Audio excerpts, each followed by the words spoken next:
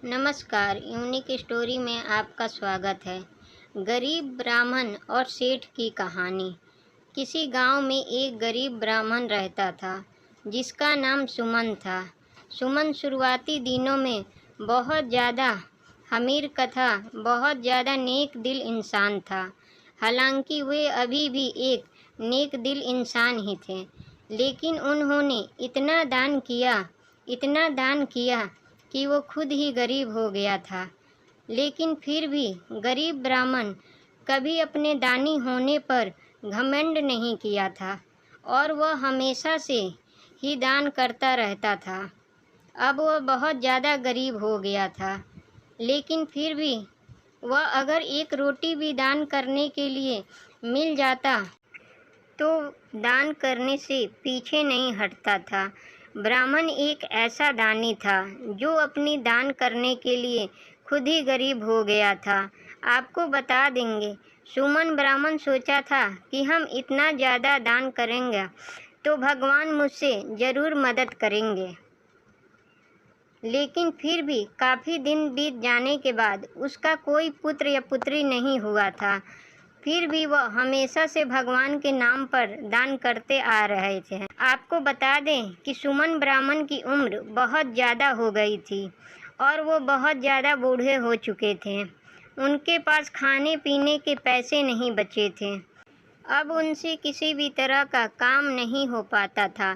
तभी दूर गांव में ही किसी ने कहा कि एक सेठ है जो कि ईमानदारी खरीदता है, उसके बदले में वह सारा धन दौलत देता है। सुमन ब्राह्मण सोचा कि मेरे पास तो बहुत सारा दान किया है, मतलब कि बहुत सारा ईमानदारी है, जिसे बेचकर हम कुछ न कुछ खरीद लेंगे। वह ब्राह्मण उस सेठ के बारे में पता करता है और उसी सेठ के पास जाता है अपनी कुछ ईमानदारी बेचने के लिए। जैसे ही वो घर से निकलता है, उसकी पत्नी ने 4 रोटियां बनाकर देती है कि रास्ते में अगर उन्हें भूख लगे तो खा लें और खाकर फिर आगे का रास्ता तय करें। जब वो ब्राह्मण कुछ दूर निकल जाता है तो पहाड़ी पर उन्हें एक तालाब मिलता है। वह तालाब पर बैठ जाता है और उसे तालाब पर आराम करने के बाद उसी तालाब में स्नान करता है। फिर वह ब्राह्मण अपनी वही 4 रोटी निकाल कर खाने लगता है। तभी उसके सामने एक कुत्ता आ जाता है और कहता है कि मेरे बहुत सारे बच्चे भूखे हैं, क्या आप मुझे इन रोटियों को दे सकते हैं? ब्राह्मण उस कुत्ते को एक रोटी दे देता है। एक रोटी खाने के बाद कुत्ता कहता है कि मुझे बहुत ज़्यादा भूख लगी थी, एक रोटी में मुझे कुछ नहीं होने वाला है, मुझे दूसरा रोटी भी चाहिए ताकि मेरा पेट भर जाए। और उसके बाद ब्राह्मण दूसरा रोटी भी देता है और उसी तरह से उन्होंने दूसरा रोटी भी कुत्ते को खिला देता है। सभी खाना कुत्ते को खिलाने के बाद वह भूखे ही आगे की तरफ चल पड़ता है। आगे चलते चलते वह सेठ के पास पहुंच जाता है जो ईमानदारी को खरीद लेता था। उसके बदले में उसे बहुत सारा धन दौलत दिया करता है। जब वह सेठ के पास पहुंचता है तो गरीब ब्राह्मण कहता है कि मेरे पास बहुत सारी ईमानदारी है, क्या तुम मेरे लिए ईमानदारी खरीद कर मुझे कुछ पैसे दोगे? उस सेठ की पत्नी बहुत ज़्यादा पढ़ी लिखी थी, इसी कारण से वह लोगों को किया खुद से देख लिया करते थे। जैसे ही बूढ़ा उसके पास पहुंचता है, वह अपनी पत्नी से कहता है कि ज़रा देख कर बताओ कि इनके पास कौन कौन से ईमानदारी है। तभी उनकी पत्नी इस बात का आंकलन करने लगती है, इस ब्राह्मण के पास इसके पास कौन सी ईमानदारी किया है जो आप इसे खरीद सकते हैं।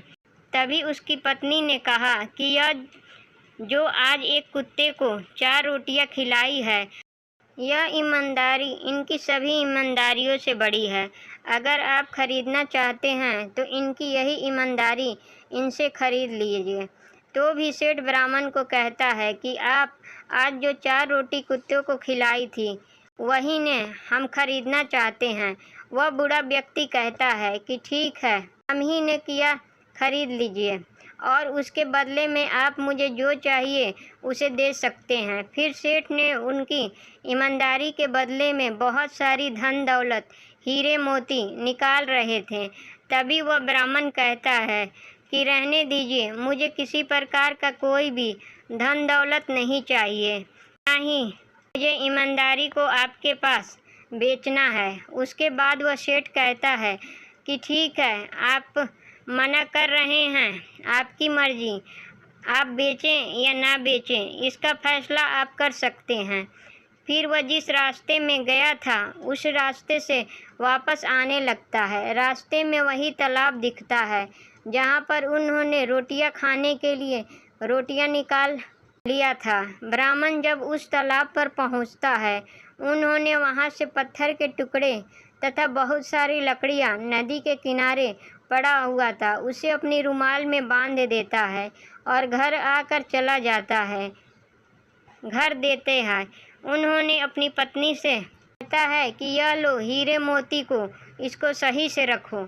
लेकिन उनकी पत्नी को हीरा मोती देखना बहुत ज़रूरी हो गया था, क्योंकि उन्हें यकीन नहीं हो रहा था। जैसे ही ब्राह्मण किसी काम से बाहर घूमने के लिए जाता है, वैसे ही उसकी पत्नी रुमाल को खोलकर देखने का प्रयास करती है। जैसे वह उस रुमाल को खोलती है और देखती है तो वह आश्चर्यचकित रह जाती है, क्योंकि उनसे बहुत सारे हीरे मोती इत्यादि महंगे सामान थे। जैसे कि आप सभी को पता होगा कि ब्राह्मण ने तालाब के किनारे से बहुत सारी पत्थर तथा वहाँ पड़े पत्थर के टुकड़े को उठा लिया था और अपने रुमाल में बांध लिया था।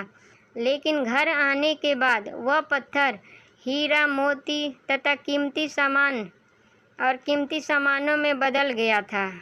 जैसे ही ब्राह्मण घर आता है, उसकी पत्नी कहती है कि वह इस रुमाल में तो बहुत सारे हीरे मोती हैं, आपने ऐसा क्या किया है जो आपको इतने सारे हीरे मोती मिला है। यह बात सुनकर ब्राह्मण को अपनी बीवी की बात पर यकीन नहीं होता है। वह कहता है कि जाओ रुमाल लेकर आओ, हमें देखेंगे इसमें क्या है। पत्नी जाती है और रुमाल लेकर आती है। जब ब्राह्मण रुमाल को खोलकर देखता है तो उसकी स्त्री सच बता रही थी कि उसमें बहुत सारे हीरे मोती रखे हुए थे। अब होगा वही हीरे मोती का इस्तेमाल करके बहुत ज़्यादा अमीर हो जाता है और अपने घर आता है, परिवार का पालन पोषण कर देता है। इस धार्मिक कहानी से हमें यह सीख मिलती है कि हमें अपने किसी भी गुणों को नहीं बेचना चाहिए और हमारे द्वारा किया गया कोई भी अच्छा कार्य हमें वापस इसका फ़ायदा ज़रूर मिलता है। दोस्तों, वीडियो अच्छी लगे तो वीडियो को लाइक करें, चैनल को सब्सक्राइब करें और कमेंट बॉक्स में अपनी राय दें। वीडियो देखने के लिए धन्यवाद।